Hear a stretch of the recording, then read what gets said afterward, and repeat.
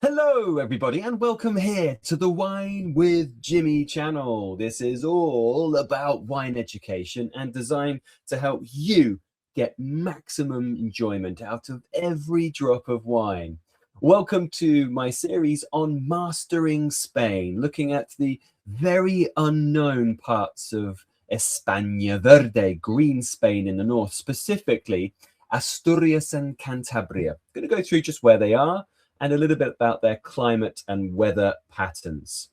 If you have a comment or a question, perhaps you have been up here, perhaps you love the wines from here, or maybe you haven't tried them and you wish to find out more from the community, please do ask and pose your comments and questions below this video. Now, this is a part of a series called Mastering Spain, of which there are multiple exclusive videos available only on the Wine with Jimmy Club. You'll find the information for this in the description below this video. The Wine with Jimmy Club is an area that you can find wonderful videos to help you with the wine knowledge, lots of wine recommends from key institutions around the world. It's just £3.99 a month and you can cancel at any time. You won't want to though, because it's a wonderful community of very enthusiastic wine people. So please do go along and join the Wine with Jimmy Club. Let's talk about the locations here, and we're going to begin with the more of the western of these two, which is Asturias.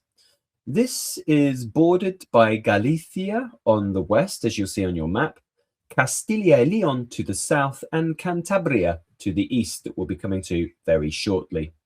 To the north, you have the Cantabrian Sea, or the Atlantic Ocean, part of the Bay of Biscay, defining its coastline, which of course will give you these steep, dramatic cliffs, but then lovely little coves, lovely lapping water up upon the rocks, and then of course numerous beaches found there as well.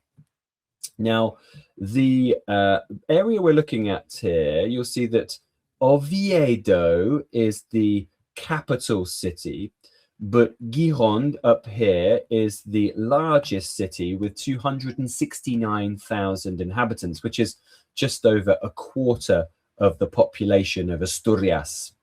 And if you are Spanish, you'll know this region very well, because many central Spanish people from, say, Madrid or Toledo will come on holiday to here because it's a much cooler part to visit in summer. Across to the east is Cantabria. Now, similar, the autonomous community of Cantabria is bordered by Cantabrian Sea to the north, Asturias to the west, the País Vasco or Basque country to the east, and Castilla y Leon to the south. Now, the largest city and the port city here and capital is Santander, where you can get ferries to and from the UK. This is about 172,000 people, which is nearly a third of Cantabria's total population. These are the two wine regions which I'll talk to you about later. So we have the coast of Cantabria and then Liébana in the southwest. A little bit chaotic here in terms of temperatures, but like Galicia, both Asturias and Cantabria experience cool, damp, maritime climates influenced by, of course, the big bulk of water to its north, which is the Atlantic Ocean.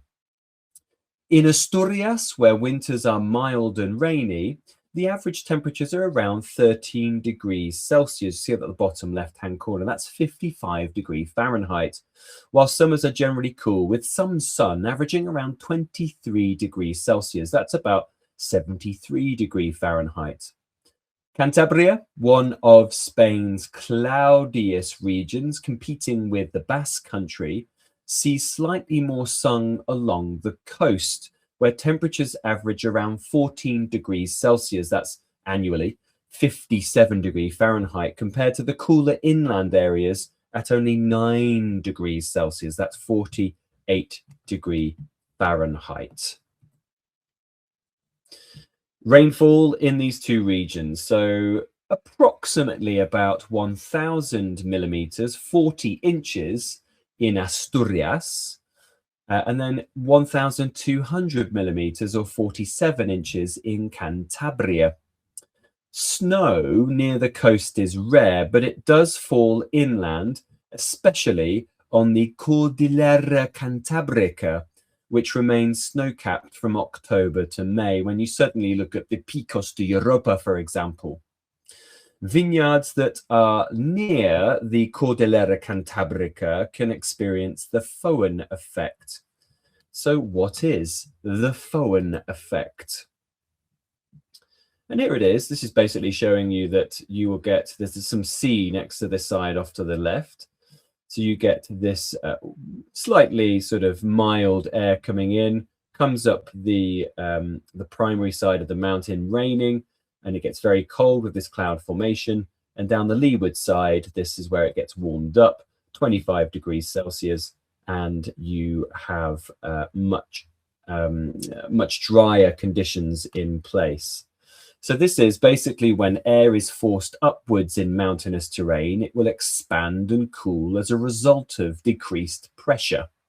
Clouds are formed due to condensation, and this results in rain or snow on the mountain's upwind side. And the change from vapor to liquid results in heating, that is change of state, giving you some latent heat, and this leads to warming and drying conditions on the leeward side, that right-hand side. Vineyards located on the downward side. Now, we know we have the Cantabrian Mountains, which is huge, but there are lots of smaller chains where you might have vineyards nestled behind it, affected by the foehn wind. And you get an extension in the growing season because of this. That is it for this short video looking at the location, climate and weather of Asturias and Cantabria. If you have a comment or question, please do get in touch by leaving your comment and question below this video. Make sure you click like and subscribe. And remember, if you haven't subscribed, for just $3.99, you can join the fast growing Wine with Jimmy Club to get access to lots of exclusive video content. The details for this are in the description below this video. I've been Jimmy Smith. Muchas gracias.